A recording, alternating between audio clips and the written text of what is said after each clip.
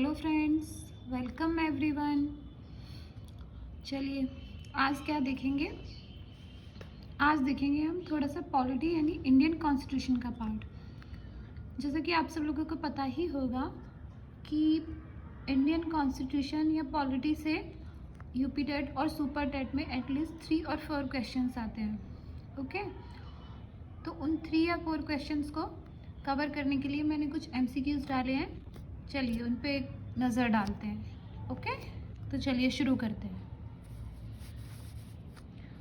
Who is the person formally known as the chief architect of the Indian constitution, यानी वो मुख्य आदमी कौन है जिसको हम चीफ आर्किटेक्ट के रूप में जानते हैं इंडियन कॉन्स्टिट्यूशन के।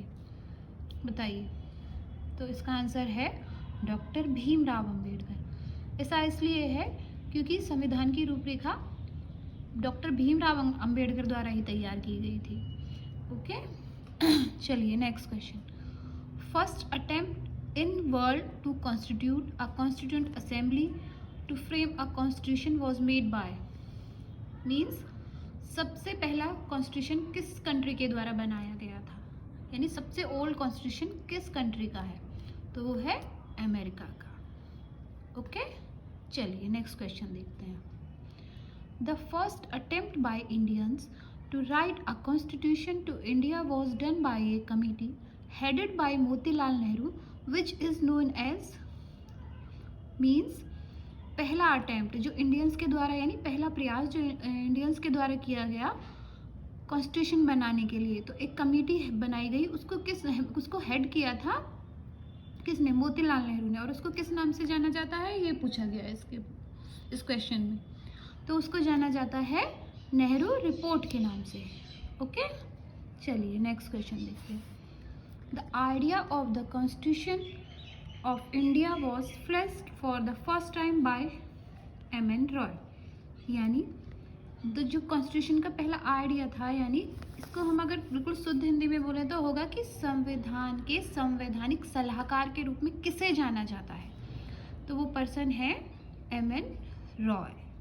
Okay, the plan of setting of a constitution assembly to draw up the future constitution for Indian given by, जो प्लान दिया गया वो किस कमीशन के द्वारा दिया गया कॉन्स्टिट्यूशन को बनाने के लिए, तो वो था कैबिनेट मिशन। ओके, चलिए नेक्स्ट क्वेश्चन देखते हैं। The members of the constituent assembly was elected कैसे हुए थे, मतलब उसको किसने इलेक्ट किया था? Elected by provincial assemblies. Okay, next question. Which of the following were added into the preamble of the constitution by the 42 amendment act 1976? कौन सा वर्ड जोड़ा गया हमारी प्रस्तावना में 42वें अमेंडमेंट एक्ट के थ्रू? ये है क्वेश्चन। तो इसका आंसर है सोशलिस्ट यानी समाजवाद। From which constitution was a concept of a 5-year plan borrowed into our constitution? हमारे कॉन्स्टिट्यूशन में बहुत सारी चीज़ें दूसरे कॉन्स्टिट्यूशन से बोरोड है ना, ये तो सभी को पता होगा। तो इस क्वेश्चन में पूछा ये गया है कि 5-year प्लान जो है वो कहाँ से लिया गया है, तो वो लिया गया है USSR से। Okay, next. The procedure of the amendment to the constitution is borrowed from the constitution of South Africa, यानी जो हम कॉन्स्टिट्यूशन में अमेंडमेंट करते हैं यानी कि संविधान में जो संशोधन होते हैं उनको कहाँ से लिया गया है, तो वो उस कॉन्सेप्ट को लिया गया है साउथ अफ्रीका से यानी दक्षिण अफ्रीका से। Which country is the best example for the federal and unitary government? बताइए। America and Britain. Okay, next. ये जो नेक्स्ट क्वेश्चन में पूछा गया है कि लोकल सेल्फ गवर्नमेंट की कॉन्सेप्ट मध्य भारत में कहाँ से आई? बताइए। कौन सा ऐसा साम्राज्य था जो लेकर के आया था, तो वो था Cholas. Okay, next question. Who started dual government in Bengal? बताइए सबसे पहले किसने स्टार्ट किया, तो इसको स्टार्ट करने वाले पर्सन थे Robert Clive. Okay, move to our next question. Okay, next question is which act created for the first time in India government of India? बताइए किस एक्ट को जाना गया पहली बार गवर्नमेंट ऑफ इंडिया एक्ट के नाम से? तो ये एक्ट है charter act of 1833. Okay, next question है which act for the first time gave an opportunity for Indians to enter in the sphere of legislature. Means समझ रहे ना आप लोग कि कौन सा ऐसा एक्ट आया जिसने ही भारतीयों को अधिकार दिया कि वो लेजिस्लेचर में पार्टिसिपेट कर पाए. ओके, जिसने फर्स्ट बार लेजिस्लेचर में अपॉर्चुनिटी दी इंडियंस को पार्टिसिपेट करने की. I hope you are getting.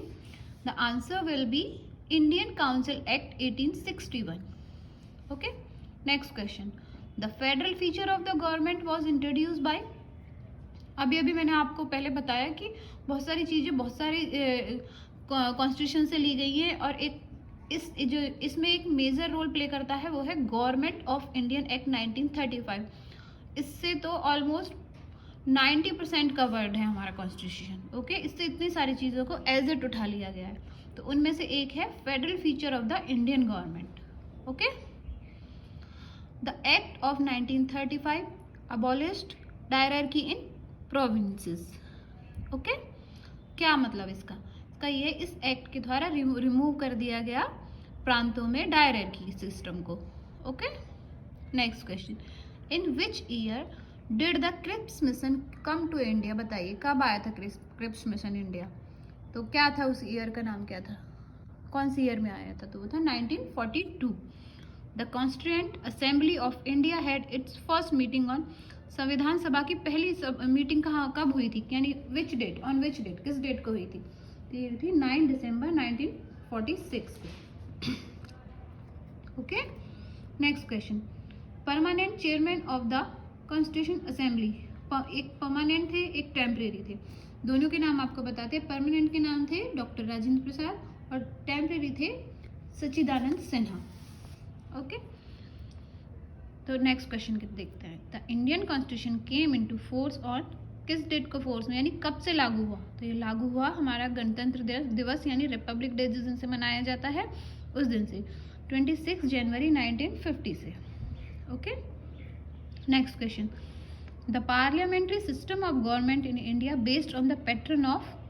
जो हमारा पार्लियामेंट्री सिस्टम है वो एग्जैक्टली किसके जैसा है. तो वो है एग्जैक्टली ग्रेट ब्रिटेन जैसा. Okay, the preamble was amended by. कौन से अमेंडमेंट एक्ट से इसको प्रेम्बल को अमेंड किया गया था. 42 अमेंडमेंट से. Okay, the constitution of India provided. कौन सी सिटीजनशिप प्रोवाइड करता है हमारा इंडिया का कॉन्स्टिट्यूशन. तो वो करता है single citizenship. Okay, the states was recognised by the linguistic basis in. The states were recognised on linguistic basis in, यानी स्टेट्स का लिंग्विस्टिक बेसिस पे कब उनको बनाया गया. बताइए. तो ये था 1956 में. और कोई धर कमेटी आई थी उसने रिकमेंड किया था. Okay, next question. The Indian federal system is modelled on federal system of. ये कहाँ से लिया गया है फेडरल सिस्टम. बताइए किस मॉडल से लिया. तो ये लिया गया कनाडा के मॉडल से. Okay, in which case did supreme court hold the preamble was a part of the constitution. बताइए किस केस के थ्रू हमें ये पता चलता है कि प्रेम्बल कॉन्स्टिट्यूशन का पार्ट है. तो ये केस था केशवानंद भारती केस. तो बहुत फेमस रहता है और एग्जाम में मोस्ट ऑफ टाइम पूछा जाता है. Okay, next question is who is authorised to initiate a bill for constitution amendment. बताइए किस हाउस में हम पार्लियामेंट में रख सकते हैं बिल को. बताइए. आइदर हाउसेज ऑफ पार्लियामेंट, यानी किसी भी हाउस में, यानी लोकसभा या राज्यसभा किसी में भी रख सकते हैं. Okay, next question. 9th schedule to constitution is added by the way of constitution amendment. बताइए 9वीं अनुसूची को किसके द्वारा जोड़ा गया. तो इसको जोड़ा गया फर्स्ट अमेंडमेंट के through. Okay, next question. What is contained in the 10th schedule of Indian constitution. क्या है 10th जो वो है 10वीं जो अनुसूची है उसमें क्या है. तो उसमें है provision regarding disqualification on ground of defection, यानी दल बदल का जो कानून है उसको इसमें समझाया गया है. Okay, next. Jai Hind the nationalist slogan of India was coined by. किसने दिया ये जय हिंद का नारा. बताइए किसने दिया. तो इसको दिया सुभाष चंद्र बोस ने. Okay, next question, who was the chairman of the union constitution committee of the constituent assembly? बताइए कौन था? ये जितनी भी कमेटियाँ हैं बहुत इंपॉर्टेंट है, इनमें से एक ना एक तो एग्जाम में जरूर ही पूछी जाती है। सभी के हमें राइटर नेम पता होने चाहिए, किस कमेटी का हेड कौन था। जैसे प्रारूप समिति का मैंने स्टार्टिंग में ही बताया था, डॉक्टर भीमराव अंबेडकर थे, और इसके कौन है, यूनियन कॉन्स्टिट्यूशन कमेटी के Jawaharlal Nehru. Okay, next, which articles of constitution can not be amended bye a simple majority in both houses of parliament? कौन सा एक ऐसा आर्टिकल है जिसे सिंपल मेजोरिटी से पास नहीं किया जा सकता, बताइए। तो वो है article 50। India borrowed the idea of incorporating fundamental rights in the constitution from, सीधा सीधा क्वेश्चन है कि फंडामेंटल राइट्स को कहाँ से लिया गया है, बताइए। मौलिक अधिकारों को, यानी तो ये लिया गया है यूएस से, यानी अमेरिका से। Okay, next question, the 44th amendment of the constitution of India withdraw the fundamental rights is to property, यानी संपत्ति के अधिकार को मौलिक अधिकारों से हटा दिया गया किस अमेंडमेंट एक्ट के द्वारा? तो ये था 44th अमेंडमेंट। कब हुआ था ये? 1978 में हुआ था ये। Next question, who is the key stone of the Indian constitution? बताइए कौन है? ये है prime minister. Okay, all money bill can be introduced in, कौन से हाउस में किए जा सकते हैं मनी बिल को इंट्रोड्यूस?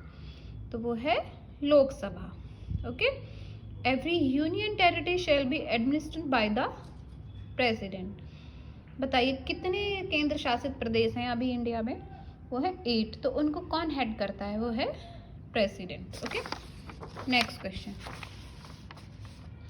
अभी हमने देखे इंपॉर्टेंट एमसीक्यूज, अब हम देखेंगे important articles. They are very important for the examination. Okay, article number 14 क्या है ये? इक्वेलिटी बिफोर लॉ, यानी कानून के समक्ष समानता। Okay, next one is abolition of the untouchability, यानी अस्पृश्यता का अंत। Okay, next article 18 abolition of titles, यानी टाइटल्स को रिमूव करना। लाइक जैसे पहले ज़माने में राजा, बादशाह, ये सारे टाइटल्स होते थे, तो इनको किसके थ्रू रिमूव किया गया? आर्टिकल 18। आर्टिकल 21 ये है protection of life and personal liberty. ठीक है, समझ ही आ रहा होगा जैसे वर्ड से ही कि अपनी लाइफ की प्रोटेक्शन और अपनी पर्सनल लिबर्टी के लिए। Okay, this is very important. Article 21A right to education. Okay, सभी को शिक्षा का अधिकार। This is also very very important. Article 32 ये बहुत बार एग्जाम में पूछा गया है। Remedies for enforcement of the fundamental rights including writs, यानी संवैधानिक उपचारों का अधिकार। Okay, next one is article 40 organisation of village panchayats. Okay, article 45 provision for free and compulsory education, यानी निःशुल्क और अनिवार्य शिक्षा। Article 51A fundamental duties. Okay, article 76 attorney general of India. Article 110 definition of money bill. Okay, article 123 यानी 123 power of the president to promulgate ordinance during the recess of parliament, जिसे हम क्या कहते हैं? अध्यादेश कहते हैं। Okay, article 155 appointment of the governor. Okay, article 312 all India services. Article 324 election commission. Article 352 ये क्या है? इमरजेंसी के लिए होता है, ये नेशनल इमरजेंसी। ओके, और 356 है प्रेसिडेंट रूल के लिए, और 360 है फाइनेंस इमरजेंसी के लिए। Okay, now last one is article 368। Okay, power of the parliament to amend the constitution, यानी कॉन्स्टिट्यूशन में संविधान को संशोधन करने की शक्ति कौन सा आर्टिकल देता है? 368। तो ये थे पॉलिटी के very important questions. Okay guys, और मैंने आपको अच्छे से समझाने की कोशिश भी की। अगर आपको ये वीडियो अच्छी लगी तो प्लीज़ लाइक कीजिए और सब्सक्राइब कीजिए चैनल को। Thank you very much.